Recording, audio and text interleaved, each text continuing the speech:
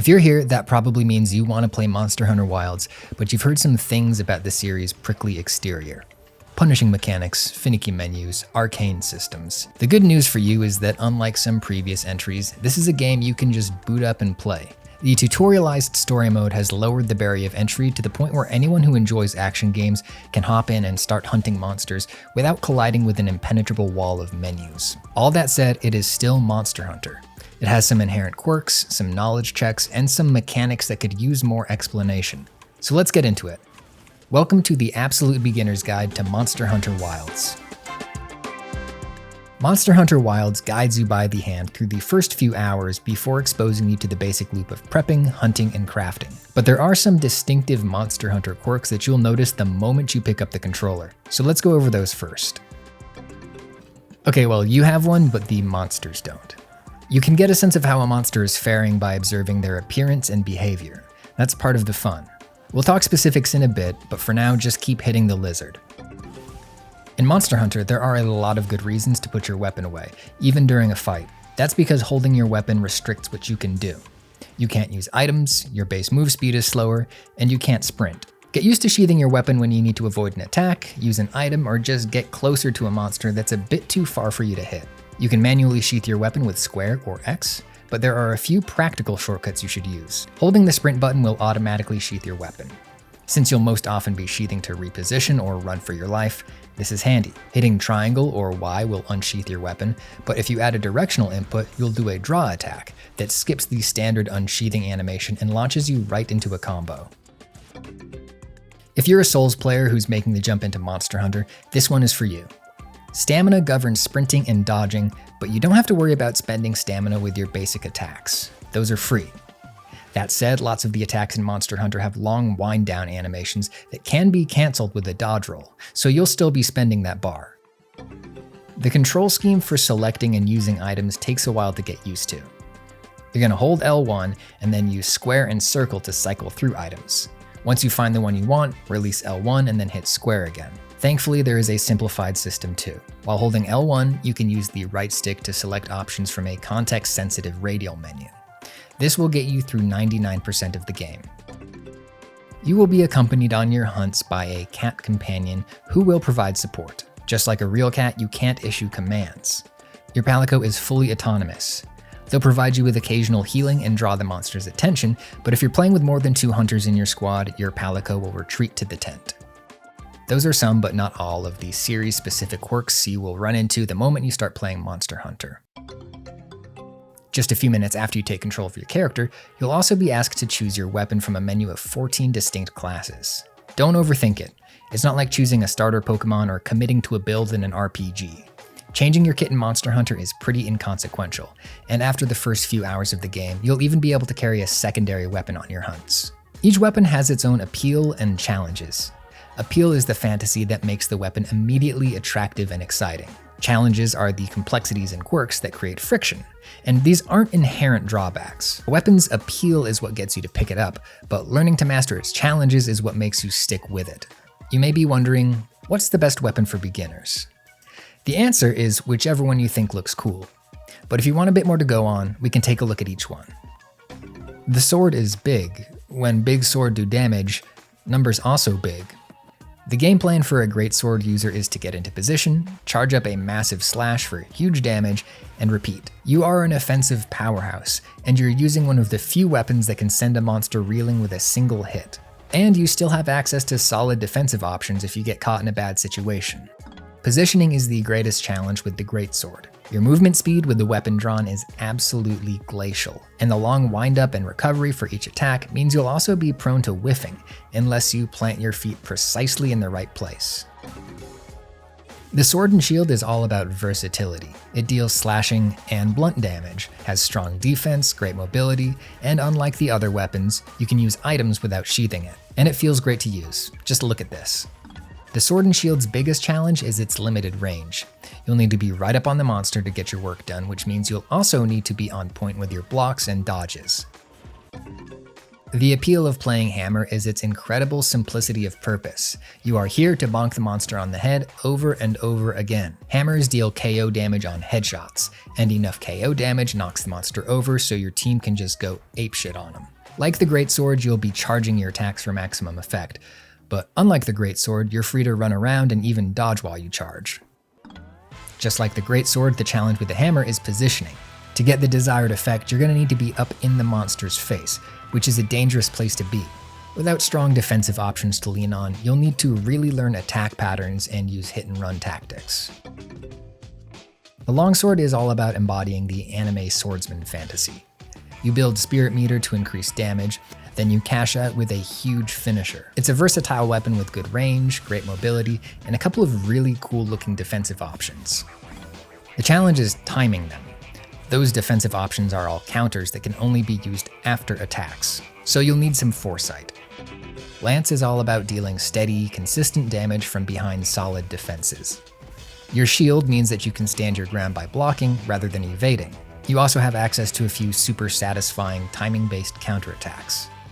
The combos aren't as flashy as some weapons, but there is something really nice about just poking away.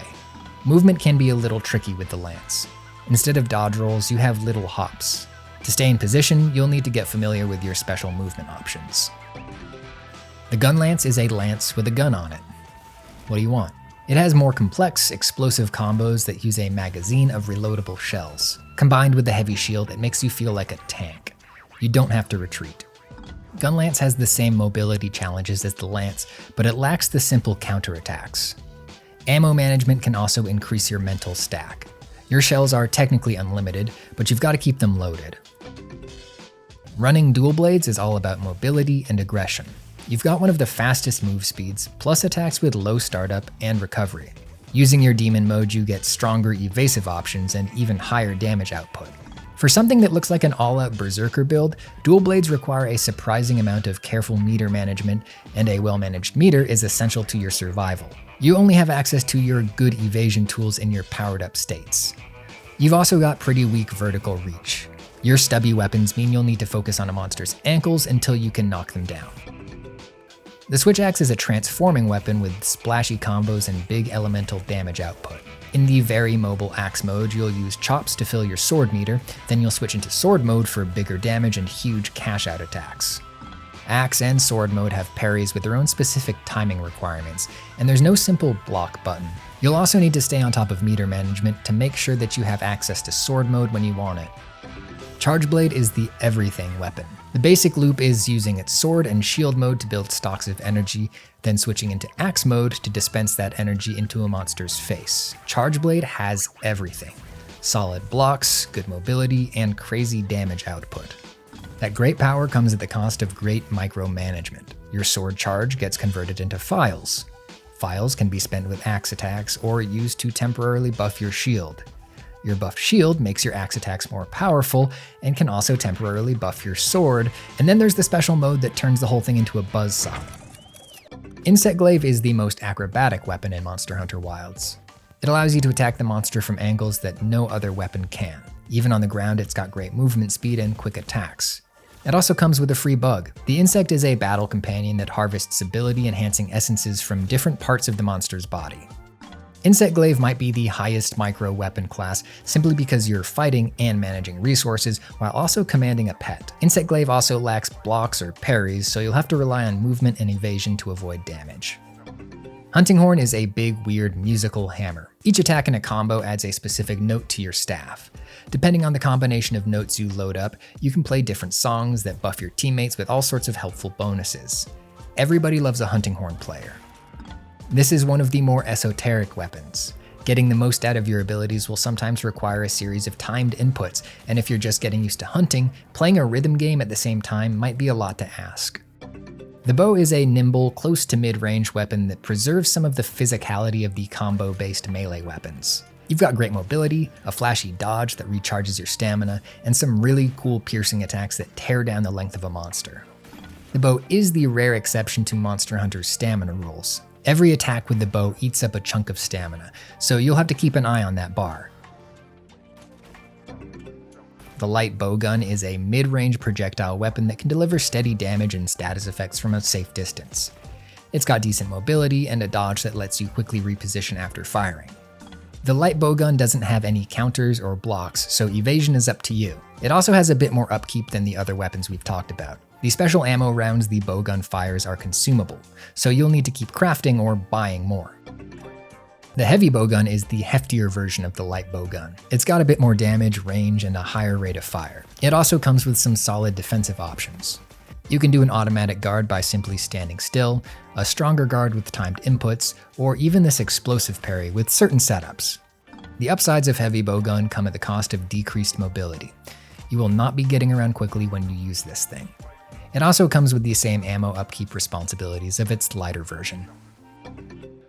The best way to pick your weapon is to get into the training area and try them out. You'll unlock the training area within the first few missions. In the chest by the entrance, you can access your inventory, which will include starter weapons from each class. You'll see a handful of new UI elements too. In the lower left corner of the screen, you'll notice a list of suggested combos. A bit further up, you'll see your input history. Most moves will let you combo into another, but some won't. Experimenting with this input history is a great way to get a feel for your combo paths. Each weapon has an in-game guide that covers its controls and unique mechanics. From the start menu, tab over to Info, then select Play Guide and Weapon Controls.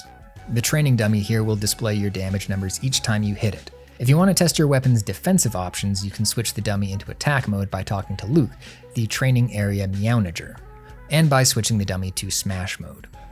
You can also access these dummy options by hitting the menu button, tabbing over to Missions and Quests, then selecting Training Settings. Activating Smash Mode will program the dummy to wind up and throw a punch at regular intervals. You can also set it up to use ranged attacks. Once you've hit some buttons and settled on a weapon, you're ready to hunt some monsters. Monster Hunter's gameplay is built on a loop of prepping, hunting, and crafting. It will become a mostly self-directed process, but you'll need to complete story missions to unlock new monsters, areas, and systems. There will usually be a prompt in the upper right corner pointing you towards the next main objective. Between these main missions, you'll be able to tackle optional hunts. There's a few ways of initiating a hunt. One is to talk to your companion, Alma. She'll follow you around the open world, and if you're at camp, she should be sitting by your tent. Select Post Join Quest, and then Optional Quests. Here you can choose to hunt any monster you've previously hunted in the main quest line.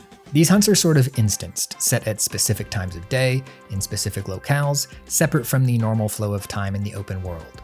You can also initiate hunts on monsters just wandering around the map, but it's worth noting that your access to the open world will be restricted during certain phases of the main quest line.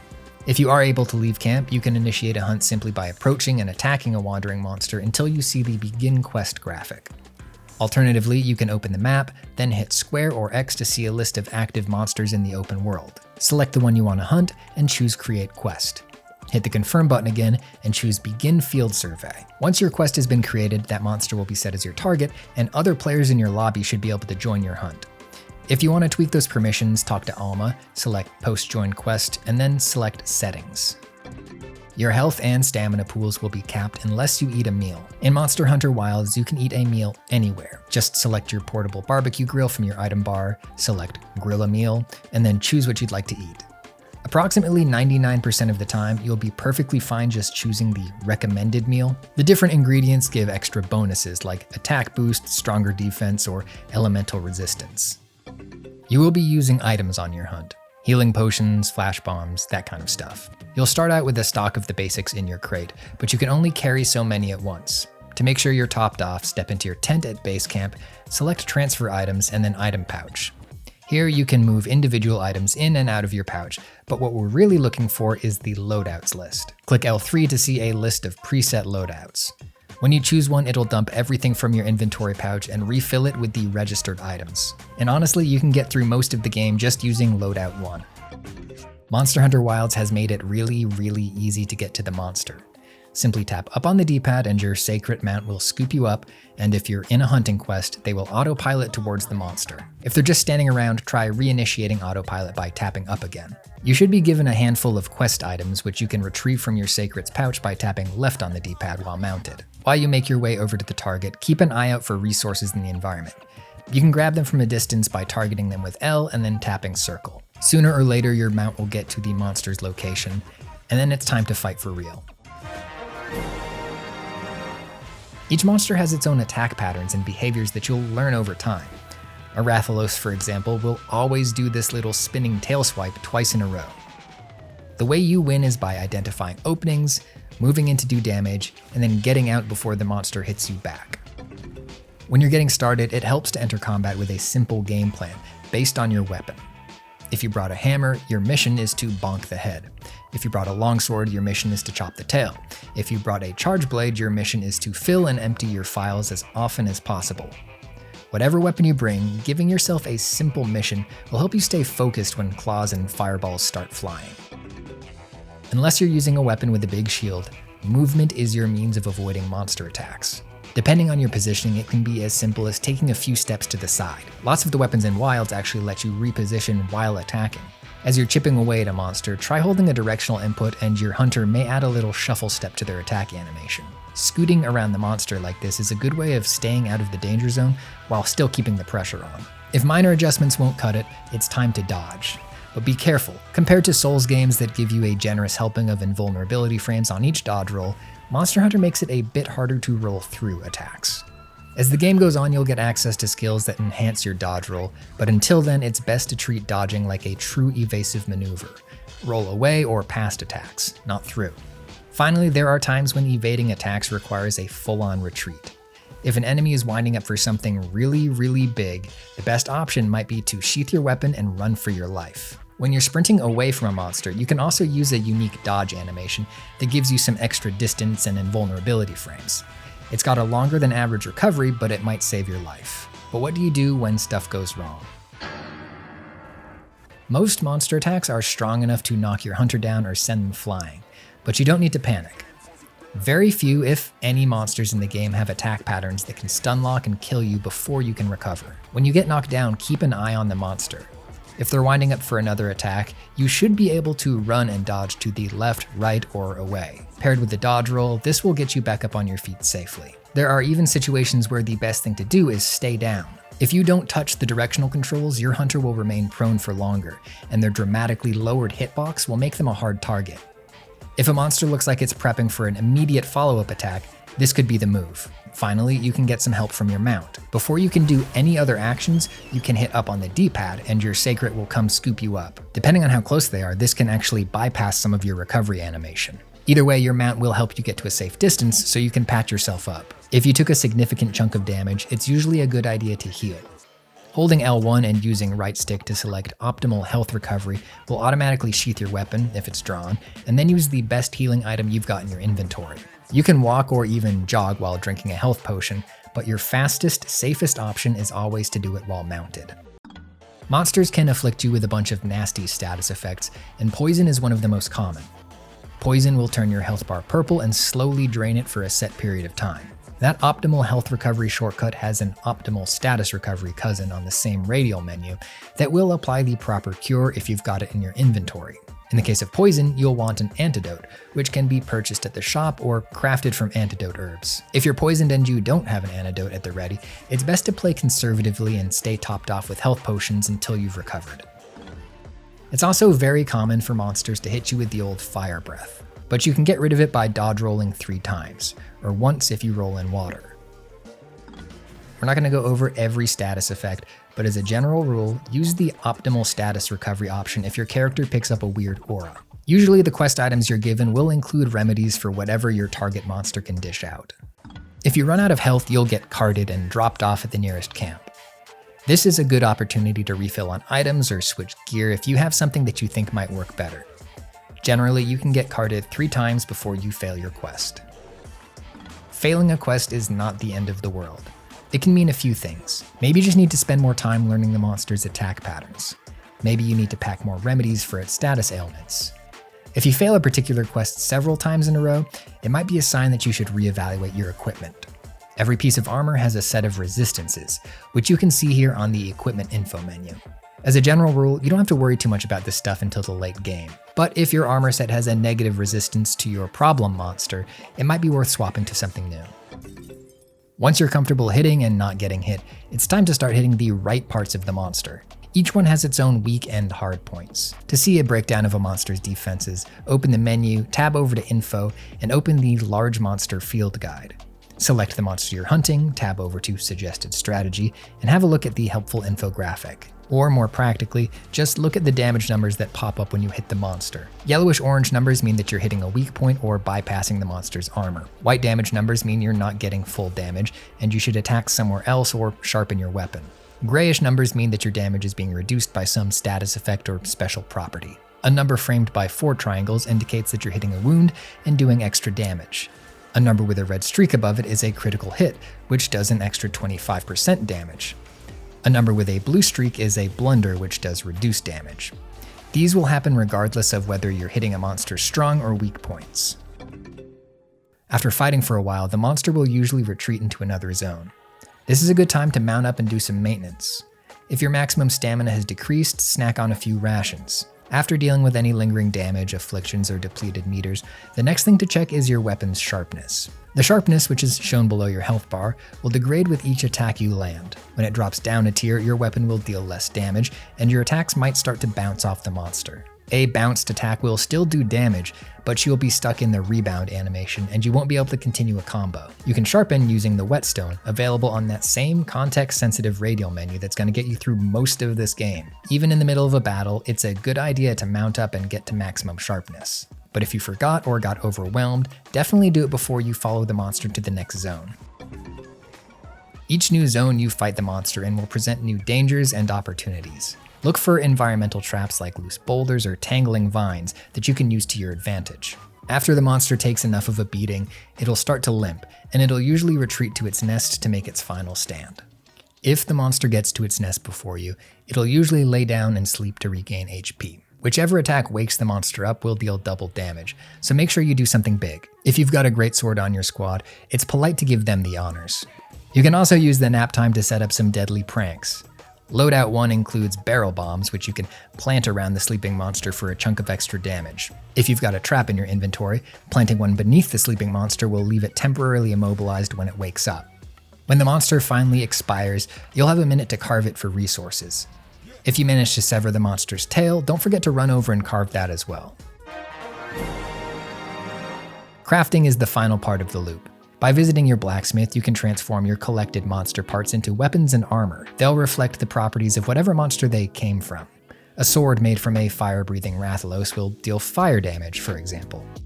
Comparing damage numbers between weapon types can be a little tricky, because by default, the game applies inflation to the damage of slower, heavier weapons. If you'd rather compare unaltered attack values, hop into the options menu and flip to the third page of Game Settings. Switch Weapon Attack Power Display to Display Without Coefficient.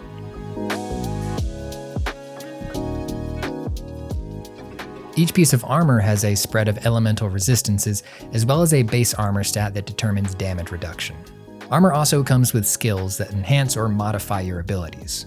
Let's talk about how to interpret all of this. To see your skills, go to the menu and select Equipment Info. Hit square to open the Skill Info tab, and then use R1 to flip to your list of active skills. Here you can scroll through and read the description for each one. Most of these skills have multiple levels, so you can get more benefits by equipping more pieces of armor that have that skill. Later on in the game, you'll unlock decorations, which will allow you to add more skills to your armor and weapons. But you're not there yet. For now, just get used to reading these menus and get familiar with these perks. If you want to build something from the crafting menu but you don't have the resources, you can use triangle or Y to add it to your wish list. Once an item is on your wish list, any monster that can provide the necessary parts will be tagged on your map with a pin. And when you collect one of those parts, you'll get a progress update pop-up. You can check your wish list at any time from the Info tab of the menu. If you've got the parts you need to build an item on that list, it'll have a check mark next to its entry. Once you're done crafting, it's time to repeat, until you stop having fun or all the monsters are dead. As you work your way through the main quest line, the game will drip feed you new mechanics. And if you're still having fun when the credits roll, stick around, because that is when the real monster hunting begins. So tasty!